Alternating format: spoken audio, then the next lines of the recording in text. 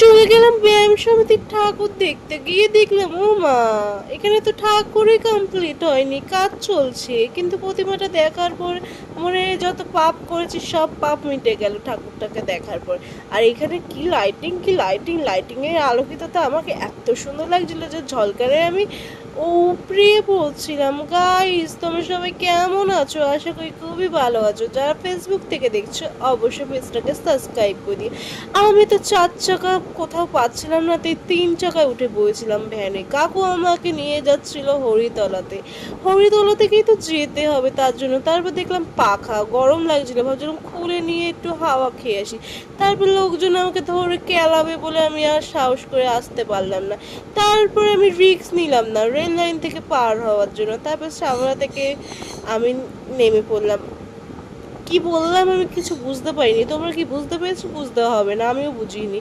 তবে চুলটাকে ঠিক করছিলাম, দেখো লাইটিংয়ে আলোকিততে আমি এতটাই ঝলকাচ্ছিলাম যে আমার বান্ধবীকে বলছিলাম তুই কিন্তু ঝলকাতেছিস না, আমার সাথে মিলতাছে। বলছে ও মা তুই মুখটা বন্ধ কর, লোকজন আসলে কিন্তু আমাকে চটির বাড়িটা মারবে সাথে। আমি বলছি চিন্তা করিস না, আমি মার খেলে তুইও খাবি, তুই তো আমার ললিতা বান্ধবী।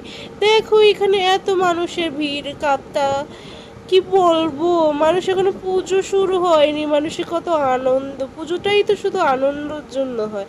এদিকে দেখো সব জায়গায় শুধু লাইটিং, সবুজ নীল কালো সব আছে। আমার সাথে কিন্তু ড্রেসের সাথে মিল হয়ে গেছে, হলুদ হলুদ। আমি তো এখন ভয়েস ওভার দেওয়ার সময় মনে পড়ছে। এইদিকে দেখো একটা কাপেল আর আপেল দুজনে ঝগড়া করছে। এই দেখে একটু আমার তো মনটা একদম শান্তি, কারণ আমার তো আপেলও নেই কাপেলও নেই, আমি একা। আমি চলে আসলাম, বললাম নে আমাকে একটু ভিডিওতে নে, যদি ফেমাস হই। ফেমাস তো আর হচ্ছি না, কিন্তু যা আমার সাথে দেখছি লাইটিং মিল আছে, সবাই দেখছিল আমাকে। আমি তো নিজেকে সেলিব্রিটি মনে করছিলাম, কিন্তু সেলিব্রিটি মনে করার পর কি করবো, লোকজন তো পাত্তাই দিচ্ছে না আমাকে, কারণ আমি তো বেলিবেটি। বাবা, তারপর লোকজন দেখছিলাম ব্যায়াম সমিতিতে এত পরিমাণে, আমাকে তো সেলফি তুলতে দিচ্ছিল না, কিন্তু ভিড়ভাট্টাকে সরিয়ে দিয়ে আমি জায়গা করেই নিতে হবে আমাকে। তাই সবাইকে বলছি সরো সরো, আমি দেখবো।